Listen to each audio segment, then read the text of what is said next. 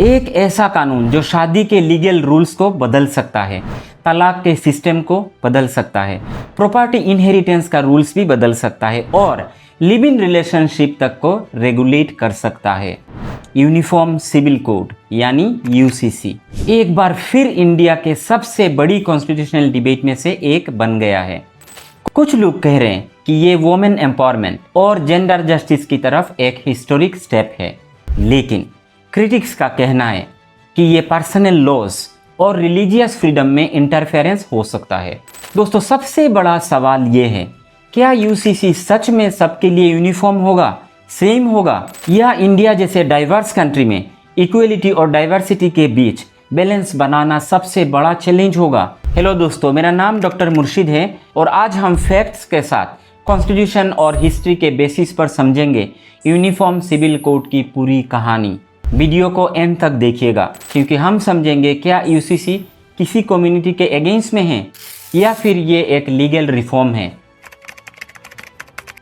सबसे पहले समझते हैं यूनिफॉर्म सिविल कोड यानी यूसीसी होता क्या है। इंडिया में क्रिमिनल लॉज मोस्टली सारे सिटीजन्स के लिए एक ही होता है, लेकिन पर्सनल मैटर जैसे शादी, तलाक, इनहेरिटेंस, एडॉप्शन और मेंटेनेंस हिस्टोरिकली अलग अलग कम्युनिटीज़ के पर्सनल लॉज के अकॉर्डिंग गवर्न होता है।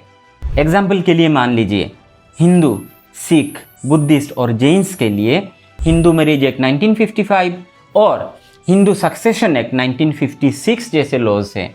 मुस्लिम्स के लिए मुस्लिम पर्सनल लॉ शरीयत एप्लीकेशन एक्ट 1937 इम्पोर्टेंट रहा है। क्रिश्चियंस और पारसी के भी अपने मैरिजेस और सक्सेशन लॉज हैं। यूसीसी का बेसिक आइडिया है कि रिलीजन के बेसिस पर अलग सिविल रूल्स की जगह एक कॉमन सिविल फ्रेमवर्क बनाया जाए, सबके लिए, हिंदूज के लिए, मुसलमान के लिए, क्रिश्चियंस के लिए, सबके लिए एक जैसा लॉ।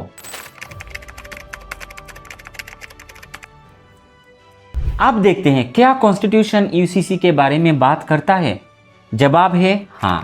आर्टिकल 44 इंडियन कॉन्स्टिट्यूशन के पार्ट 4 में directive principles of state policy के अंदर आर्टिकल 44 में मेंशन करा गया है कि स्टेट सिटीजन के लिए यूनिफॉर्म सिविल कोड सिक्योर करने की कोशिश करें। लेकिन यहाँ एक इम्पोर्टेंट पॉइंट समझना बहुत ज़रूरी है। डायरेक्टिव प्रिंसिपल्स गवर्नमेंट के लिए गाइडलाइन प्रिंसिपल्स होता है। ये फंडामेंटल राइट्स की तरह कोर्ट में डायरेक्टली एनफोर्सेबल नहीं होता। ये मैंडेटरी नहीं है, ये एक प्रोविज़न है, इसीलिए डायरेक्टिव प्रिंसिपल्स में इसको रखा गया है। यानी कॉन्स्टिट्यूशन यूसीसी का विज़न ज़रूर देता है, लेकिन इससे इम्प्लीमेंट करना गवर्नमेंट या पार्लियामेंट की पॉलिसी के ऊपर डिपेंड करता है। यूसीसी डिबेट कोई नई डिबेट नहीं है दोस्तों। कॉन्स्टिट्यूशन बनने के टाइम भी इस पर काफ़ी डिस्कशन हुआ था। कुछ मेंबर्स को ये कंसर्न था कि अगर सबके लिए एक यूनिफॉर्म सिविल लॉ लाया जाए तो वो रिलीजियस पर्सनल लॉ को इफेक्ट कर सकता है। Doctor BR Ambedkar, KM Munshi और आलादी कृष्णस्वामी अय्यर जैसे मेंबर्स का मानना था कि फ्यूचर में एक सिविल फ्रेमवर्क इक्वलिटी और नेशनल इंटीग्रेशन के लिए मदद कर सकता है। फिर 1985 में एक जजमेंट आता है जिसने यूसीसी डिबेट को नेशनल लेवल पर वापस ला दिया। शाहबानू केस, एक 62 साल की एक डिवोर्स मुस्लिम वुमेन मेंटेनेंस के लिए सुप्रीम कोर्ट तक पहुंच जाती है। सुप्रीम कोर्ट ने कहा कि सेक्शन 125 सीआरपीसी के सेकुलर मेंटेनेंस लॉ इसमें अप्लाई होता है और रिलीजन के बेसिस पर एक फाइनेंशियली हेल्पलेस डिवोर्स वुमेन को लीगल प्रोटेक्शन से डिनाई नहीं किया जा सकता। इसी जजमेंट में सुप्रीम कोर्ट ने आर्टिकल 44 का भी जिक्र किया था और कहा यूनिफॉर्म सिविल कोड का कॉन्स्टिट्यूशनल विजन अब तक रियलिटी नहीं बना है। शाहबानू केस के बाद भी कई सारे इंपॉर्टेंट केसेस सुप्रीम कोर्ट में आए। Sarla Mudgal case 1995, John Vallamattom case 2003, Saira Banu triple talaq case 2017 और जॉस पॉल केस 2019। इन केसेस में सुप्रीम कोर्ट ने personal law reforms, gender justice और यूसीसी डिबेट पर इम्पोर्टेंट ऑब्जर्वेशन दिया। लेकिन नेशनल लेवल पर आज भी इंडिया में एक single uniform civil code implement नहीं हो पाया है। अब सवाल आता है, इंडिया में यूसीसी की करंट सिचुएशन क्या है? गोवा में पोर्टुगीज सिविल कोड के टाइम से एक common civil law framework exist करता है।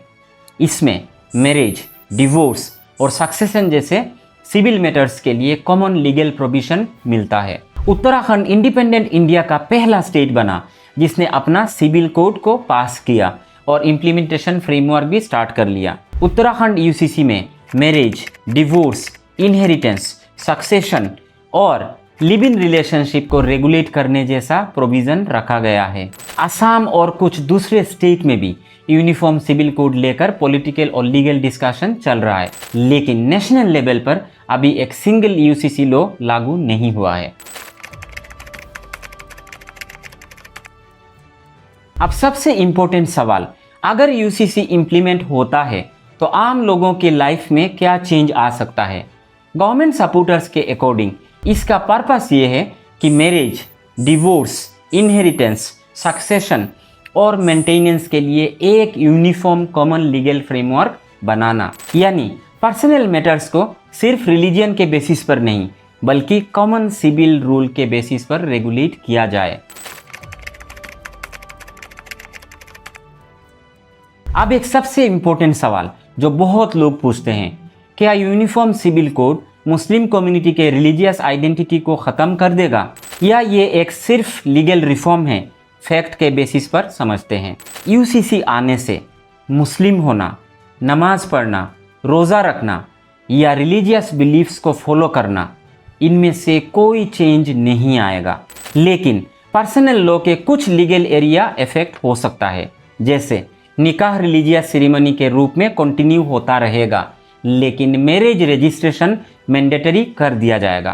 पॉलीगेमी यानी एक से ज़्यादा शादी, ये रेस्ट्रिक्ट हो सकता है या बैन हो सकता है। डाइवोर्स प्रोसेस एक कॉमन लीगल फ्रेमवर्क के अंदर आ सकता है, सबके लिए एक ही तरीका हो सकता है। इनहेरिटेंस यानी प्रॉपर्टी डिस्ट्रीब्यूशन का रूल्स, ये चेंज हो सकता है। और मेंटेनेंस और फाइनेंशियल राइट्स यूनिफॉर्म रूल के अकॉर्डिंग डिसाइड हो सकता है। सपोर्टर्स कहते हैं इससे मुस्लिम वुमेन को भी इक्वल लीगल प्रोटेक्शन मिलेगा, लेकिन क्रिटिक्स कहते हैं कि फैमिली लॉ और इनहेरिटेंस कई कम्युनिटीज़ के रिलीजियस प्रैक्टिसेस से कनेक्टेड है, इसलिए रिफॉर्म कंसल्टेशन और डायलॉग के साथ आना चाहिए।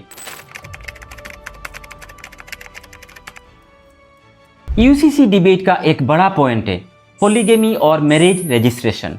सपोर्टर्स कहते हैं एक पर्सन के लिए एक मैरिज रूल वुमेन इक्वलिटी और प्रोटेक्शन के लिए बहुत इंपॉर्टेंट है। मैरिज और डिवोर्स रजिस्ट्रेशन जो मैंडेटरी हो जाएगा, लीगल रिकॉर्ड्स को ये स्ट्रॉन्ग कर सकता है, फ्रॉड केसेस रिड्यूस हो सकता है और वुमेन के राइट्स प्रोटेक्ट हो सकता है। लेकिन क्रिटिक्स का कहना है कई रिफॉर्म्स ज़रूरी होने चाहिए, लेकिन अफेक्टेड कम्युनिटीज़ के साथ प्रॉपर डिस्कशन भी होना चाहिए। यूसीसी का सबसे डिबेटेड इशू है इनहेरिटेंस यानी प्रॉपर्टी राइट्स। इंडिया में हिस्टोरिकली डिफरेंट कम्युनिटीज़ के इनहेरिटेंस रूल्स अलग अलग रहते हैं। हिंदूज़ के लिए हिंदू सक्सेशन एक्ट, मुस्लिम्स के लिए पर्सनल लॉ प्रिंसिपल्स और क्रिश्चियन और पारसीज के लिए इंडियन सक्सेशन एक्ट जैसे फ्रेमवर्क ऑलरेडी है। सपोर्टर्स का कहना है प्रॉपर्टी राइट्स में जेंडर इक्वलिटी होनी चाहिए, बेटी और बेटा को equal rights, equal opportunities, importance मिलनी चाहिए।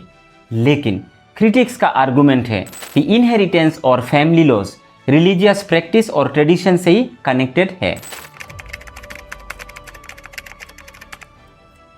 लेकिन इसी पॉइंट पर सबसे ज़्यादा डिबेट भी होती है। AIMIM चीफ असदुद्दीन ओवैसी और कुछ क्रिटिक्स का कहना है अगर यूसीसी सच में यूनिफॉर्म है तो फिर कुछ कम्युनिटीज़ का एग्जेम्पशन क्यों है। उनका आर्गुमेंट है कि फैमिली लॉज और इनहेरिटेंस रिलीजियस प्रैक्टिस से कनेक्टेड है और स्टेट को आर्टिकल 25 को भी कंसीडर करना चाहिए। अफेक्टेड पार्टी कौन है? मुसलमान है। इसलिए है कि हमको फ्रीडम ऑफ रिलीजन है आर्टिकल 25 में, आर्टिकल 26 में, आर्टिकल 21 में, आर्टिकल 14 में। आप उन सब का वायलेशन करके आप ये कह रहे हैं कि नहीं, ये जो हिंदू मैरिज एक्ट है, हिंदू सक्सेशन एक्ट है, वो मुसलमानों के ऊपर आप लागू कर रहे हैं जो सरासर अनकॉन्स्टिट्यूशनल है। आर्टिकल 25 इंडियन कॉन्स्टिट्यूशन का फंडामेंटल राइट्स है जो सिटीजन्स को रिलीजियन को फ्रीली बिलीव, प्रैक्टिस और प्रोपागेट करने की फ्रीडम देता है। लेकिन ये फ्रीडम एब्सोल्यूट नहीं है, ये आज़ादी एब्सोल्यूट नहीं है। ये पब्लिक ऑर्डर, मोरलिटी, हेल्थ और बाकी कॉन्स्टिट्यूशनल प्रोविजंस के सब्जेक्ट में होती है। दूसरी तरफ सपोर्टर्स का कहना है पर्सनल लॉज भी कॉन्स्टिट्यूशन के इक्वलिटी प्रिंसिपल्स के साथ अलाइन होनी चाहिए। यूसीसी डिबेट का एक और कंट्रोवर्शियल पॉइंट है live in relationship registration. Supporters कहते हैं रजिस्ट्रेशन से वुमेन और रिलेशनशिप से पैदा हुआ बच्चा दोनों को लीगल प्रोटेक्शन मिल सकता है। लेकिन क्रिटिक्स प्राइवेसी कंसर्न रेज करते हैं। उनका कहना है दो एडल्ट के प्राइवेट रिलेशनशिप को रजिस्टर करना स्टेट इंटरफेरेंस का इशू क्रिएट कर सकता है। 2017 का फेमस केस पुत्तास्वामी जजमेंट में सुप्रीम कोर्ट ने प्राइवेसी को आर्टिकल 21 के अंडर फंडामेंटल राइट्स माना। आर्टिकल 21 राइट टू लाइफ और पर्सनल लिबर्टी देता है। कोर्ट ने कहा प्राइवेसी भी डिग्निफाइड लाइफ और पर्सनल फ्रीडम का इंपॉर्टेंट पार्ट है। तो डिबेट ये है प्रोटेक्शन और प्राइवेसी के बीच बैलेंस कैसे बनाया जाए। एक और इंपॉर्टेंट पॉइंट है शेड्यूल ट्राइब एग्जेम्पशन। कहीं यूसीसी प्रपोजल में ट्राइबल कम्युनिटीज के कस्टम्स को प्रोटेक्ट करने की बात कही गई है। रीजन ये दिया जाता है कि ट्राइबल कम्युनिटीज के यूनिक ट्रेडिशंस और आइडेंटिटी प्रिजर्व होनी चाहिए। असम के 6 शेड्यूल एरियाज जैसे बोडोलैंड, कार्बी आंगलोंग और डिमा हासाओ, इन सब एरियाज को स्पेशल कॉन्स्टिट्यूशनल प्रोटेक्शन मिला हुआ है। 6 शेड्यूल का मतलब क्या होता है दोस्तों? कॉन्स्टिट्यूशन के अंदर ट्राइबल एरियाज के लिए स्पेशल सेल्फ गवर्नेंस सिस्टम जहां autonomous council, local customs, land और कल्चरल प्रैक्टिस को प्रोटेक्ट करने के लिए इंतज़ाम किया गया है। लेकिन क्रिटिक्स का सवाल ये है अगर नाम यूनिफॉर्म सिविल कोड है, अगर यूनिफॉर्म है तो फिर एग्जम्पशन क्यों?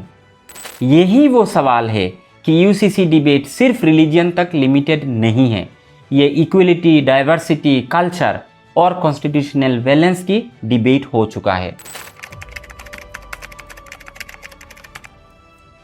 यूसीसी के डिबेट में एक कॉमन कंसर्न ये भी है क्या यूनिफॉर्म सिविल कोड के नाम पर किसी एक कम्युनिटी का लॉ दूसरे कम्युनिटीज़ के ऊपर इम्पोज तो नहीं किया जाएगा? इंडिया जैसे डाइवर्स कंट्री में हर कम्युनिटी के ट्रेडिशंस और कल्चरल आइडेंटिटी का ध्यान रखना बहुत ज़रूरी है। लेकिन सपोर्टर्स का आर्गुमेंट है कि यूसीसी का गोल किसी एक रिलीजियन का लॉ इम्पोज करना नहीं है, बल्कि कॉन्स्टिट्यूशन के प्रिंसिपल पर बेस्ड एक कॉमन सिविल फ्रेमवर्क होना चाहिए। यहाँ एक हिस्टोरिकल पॉइंट भी समझना बहुत ज़रूरी है। इंडिपेंडेंट इंडिया में हिंदू पर्सनल लॉज भी वैसे का वैसा नहीं रहा। 1950s में हिंदू कोड रिफॉर्म लाया गया है जिसमें Hindu marriage act 1955, Hindu succession act 1956 जैसे लॉज के थ्रू बड़े लीगल रिफॉर्म्स लाए गए। डिवोर्स को लीगली रिकॉग्नाइज किया गया, वुमेन के प्रॉपर्टीज राइट्स को इम्प्रूव किया गया और कहीं ट्रेडिशनल प्रैक्टिस को रिफॉर्म्स किए गए। यानी आज का हिंदू लॉज भी सिर्फ रिलीजियस टेक्स्ट पर बेस्ड नहीं है, बल्कि पार्लियामेंट के बनाए हुए मॉडर्न स्टैट्यूट्स और लॉज के ऊपर बेस्ड है। अब इसका मतलब ये नहीं कि सेम दूसरे रिलीजियन पर भी लागू होता है। इंटरेस्टिंग बात यह है 2018 में 21st law commission of India ने भी यूनिफॉर्म सिविल कोड पर अपना कंसल्टेशन पेपर रिलीज किया है। लॉ कमीशन एक लीगल एडवाइजरी बॉडी होता है जो गवर्नमेंट को लॉ रिफॉर्म्स पर रिसर्च और रिकमेंडेशन देती है। कमीशन ने कहा and I quote, uniform civil code इस स्टेज पर नीदर नेसेसरी नॉर डिजायरेबल है। यानी कमीशन का व्यू था कि इस वक्त एक कॉमन यूसीसी लाने के बजाय पहले एग्जिस्टिंग पर्सनल लॉ के अंदर जो डिस्क्रिमिनेशन है उन्हें रिफॉर्म करने पर फोकस किया जाए। लेकिन सपोर्टर्स का कहना है आर्टिकल 44 को कॉन्स्टिट्यूशन मेकर ने बिना वजह इंक्लूड नहीं किया था। फ्यूचर में एक कॉमन सिविल फ्रेमवर्क इक्वलिटी और जेंडर जस्टिस की तरफ एक इम्पोर्टेंट स्टेप हो सकता है। अब फाइनल क्वेश्चन ये है, इंडिया को यूसीसी चाहिए या नहीं? शायद असली क्वेश्चन सिर्फ ये नहीं है, असली क्वेश्चन ये है, इंडिया को कैसा यूसीसी चाहिए? क्या वो यूसीसी होना चाहिए जो सिर्फ यूनिफॉर्मिटी क्रिएट करता है, या एक ऐसा यूसीसी जो human rights, gender equality, individual freedom, religious freedom और कॉन्स्टिट्यूशनल वैल्यूज़ पर बेस्ड हो? एक सक्सेसफुल यूनिफॉर्म सिविल कोड के लिए सबसे ज़रूरी है कि वो किसी रिलीजन के अगेंस्ट में ना हो, बल्कि हर सिटीजन्स के फेवर में हो। जो भी अच्छा प्रैक्टिसेस है किसी भी रिलीजन में, किसी भी कम्युनिटी में, उनको प्रिजर्व किया जाए, और जो प्रैक्टिसेस इक्वलिटी और डिग्निटी के अगेंस्ट में हैं उन्हें रिफॉर्म किया जाए with the respect of religious freedom. तो दोस्तों, इंडिया का सबसे बड़ा स्ट्रेंथ क्या है? उसकी डाइवर्सिटी है, अलग अलग रिलीजन है, अलग अलग कल्चर है, अलग अलग ट्रेडिशंस है, यही इंडिया की आइडेंटिटी है। लेकिन कॉन्स्टिट्यूशन का एक इम्पोर्टेंट प्रॉमिस भी है जो है इक्वलिटी। चैलेंज ये है कि डाइवर्सिटी और इक्वलिटी के बीच परफेक्ट बैलेंस कैसे बनाया जाए। कानून का मकसद किसी कम्युनिटी को हराना नहीं होना चाहिए। कानून का मकसद होना चाहिए हर सिटीजन्स को जस्टिस, डिग्निटी और इक्वल अपॉर्चुनिटी प्रोवाइड करना। तो दोस्तों, इस वीडियो को बनाने के लिए मैंने supreme court judgements, constitutional provisions, law commission reports और मल्टीपल ऑथेंटिक लीगल सोर्सेज का रेफरेंस लिया है। फिर भी अगर आपको लगता है किसी फैक्ट, किसी डेट या किसी लीगल पॉइंट में करेक्शन की ज़रूरत है तो कमेंट बॉक्स में ऑथेंटिक सोर्सेज के साथ ज़रूर बताइए। मैं वेरीफाई करके करेक्शन करने की कोशिश करूँगा, क्योंकि हमारा मकसद किसी रिलीजियन या किसी कम्युनिटी को टारगेट करना नहीं है। हमारा मकसद है लॉ, हिस्ट्री और कॉन्स्टिट्यूशन को फैक्ट के साथ समझाना। ओपिनियन अलग अलग हो सकता है, लेकिन हेल्दी डिस्कशन हमेशा फैक्ट, रेस्पेक्ट और एविडेंस के साथ होना चाहिए। अगर आपको ये वीडियो इन्फॉर्मेटिव लगे तो लाइक कर देना, कमेंट में अपना ओपिनियन ज़रूर शेयर करना, और इस वीडियो को उन लोगों तक शेयर करना जो कॉन्स्टिट्यूशन और सोसाइटी को सीरियसली समझना चाहते हैं। और doctor Murshid YouTube official channel को सब्सक्राइब करना मत भूलना। मिलते हैं अगले वीडियो में एक नए टॉपिक के साथ। तब तक अच्छे रहिए, स्वस्थ रहिए, खुश रहिए। जय हिंद दोस्तों।